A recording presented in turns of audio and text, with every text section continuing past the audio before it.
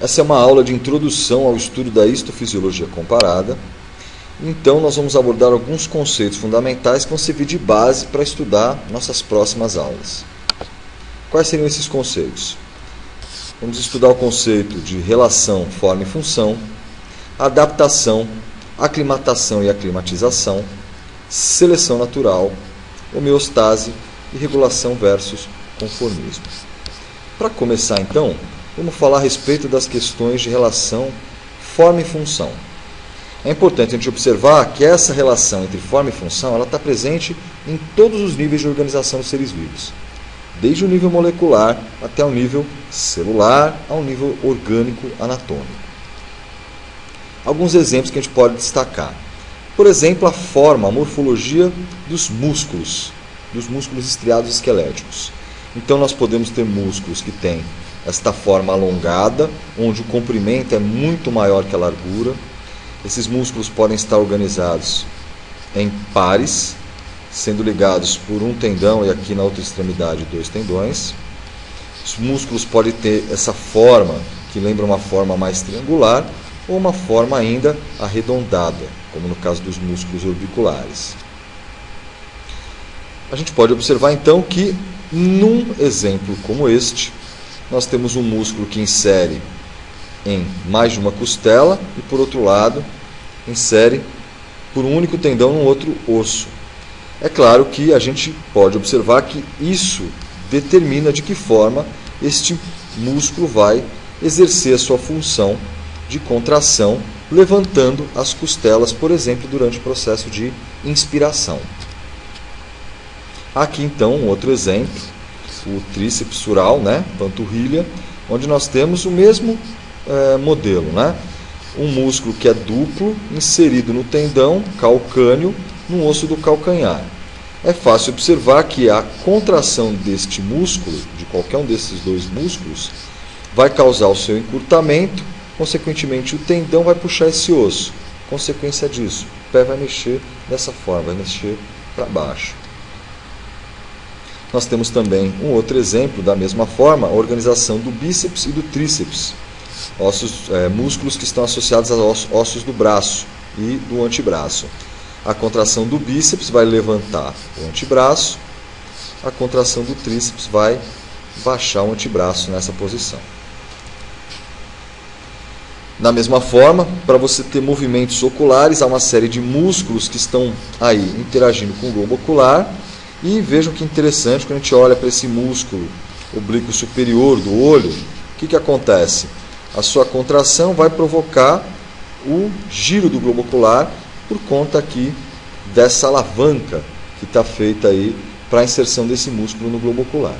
Então, todos esses exemplos fazem com que a gente, observando a morfologia, possa concluir a respeito de alguma coisa da função. Já no caso de um músculo orbicular, ele tem uma finalidade diferente, A contração do músculo orbicular causa esse tipo de movimento nos lábios. Já não trata aí de um caso de deslocamento de peça óssea. Agora, como eu disse, esse nível de relação forma e função não se apresenta apenas na organização macroscópica. Então é claro que um músculo que tem um comprimento maior que a largura, ele encurtando, ele vai deslocar peças ósseas, vai realizar trabalho. Mas aí, se eu vou lá na estrutura do músculo, eu vejo que ele é formado por feixes de fibras, que são células musculares. Essas células musculares, elas são alongadas, o que tem a ver com a sua função de contração. E lá no nível microscópico, lá nas miofibrilas que estão presentes dentro do músculo, da fibra muscular esquelética, você tem moléculas, por exemplo aqui, veja uma molécula de um filamento formado por várias moléculas de miosina. A miosina tem uma forma tal que ela apresenta uma cauda e uma cabeça. Essa cabeça vai interagir com os filamentos de miosina, como se fosse uma cauda e uma cabeça, e essa interação vai promover o deslizamento da miosina sobre a actina, causando um encurtamento dessa estrutura e consequente contração muscular. Então, exemplo de relação forma e função no nível molecular. Uma outra abordagem é dizer assim, por exemplo, quando você se movimenta, você precisa de músculos específicos que são músculos estriados esqueléticos. Os exemplos que eu mostrei até agora são de músculos estriados esqueléticos. Agora, quando você tem a contração do coração, há um outro músculo participando, o músculo estriado cardíaco. ele tem algumas diferenças morfológicas que podem ser observadas no nível microscópico e que tem a ver com a sua função. Por exemplo, as fibras estriadas esqueléticas são todas isoladas, o que permite ao sistema nervoso controlar cada uma dessas fibras, ou grupos de fibras. Logo, se eu preciso fazer força ou fazer mais força, o sistema nervoso consegue controlar isso ativando mais ou menos grupos de células. Já o músculo cardíaco, quando ele contrai, ele tem que contrair todo junto. Então as células musculares cardíacas, elas são conectadas, porque aí quando uma contrai, as outras contraem juntas, para realizar a função do músculo cardíaco. Já o músculo liso tem uma outra morfologia, tem uma outra função. Então, há diferentes tipos de tecido muscular, cada um realizando uma função também específica. Um exemplo clássico é o exemplo dos estudos do Charles Darwin, na ilha de Galápagos, no arquipélago de Galápagos, onde ele observou que diferentes formatos de bicos de pássaro tinham relação com diferentes padrões alimentares.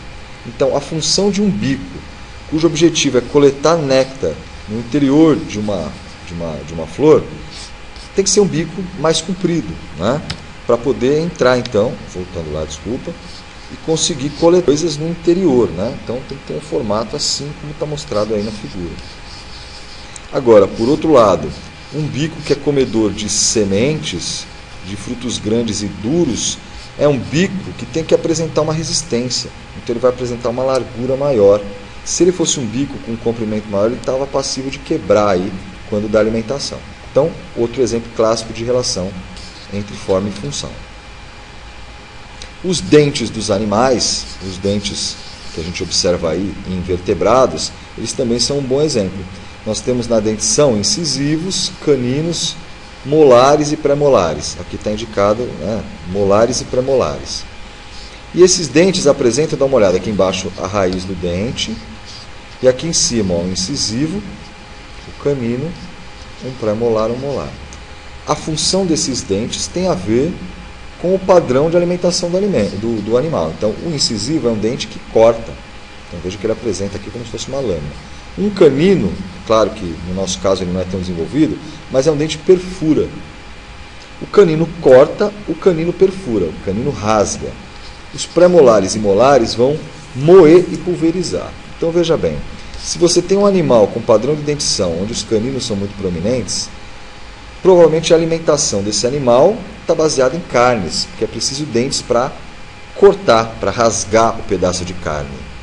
Já um animal herbívoro, dá uma olhada, ele tem dentes que apresentam, ele tem mais uma dentição baseada em incisivos e pré-molares e molares, para poder cortar e para poder moer o alimento.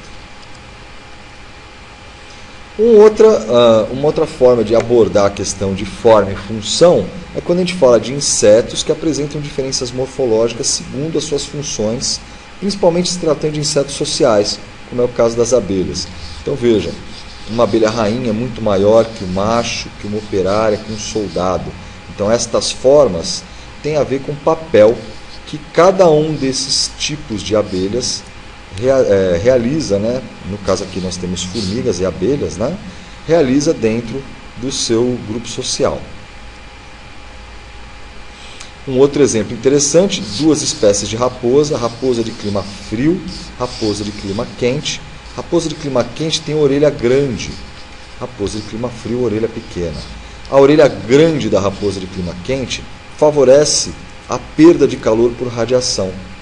Um animal desse tipo, que é homeotermo, regula a temperatura, precisa regular a temperatura, às vezes perdendo calor. A orelha tem uma grande superfície, favorece a perda de calor para o ambiente. Já o animal de clima frio não pode perder tanto calor. Então a orelha é uma orelha menorzinha, para evitar a perda de calor por radiação. Outro exemplo também, aqui a caixa torácica, formada pelas costelas articuladas ao osso externo, que é esse osso aqui. Isso tudo protegendo ali órgãos vitais, como o pulmão, os pulmões e o coração. Agora, imagine uma serpente que se alimenta de porções alimentares muito maiores, às vezes, que sua própria boca. O que ela faz? A articulação da boca é de tal forma que a boca pode abrir bastante. Então, esse alimento que foi engolido, ele vai ter que adentrar o tubo digestivo, que está aqui no corpo do animal, que é alongado. Só que aí as costelas não articulam anteriormente, ventralmente, com osso externo. Por quê? Porque dependendo do tamanho do alimento, as costelas precisam se abrir para dar passagem a esse alimento. Então, outro exemplo de relação forma e função.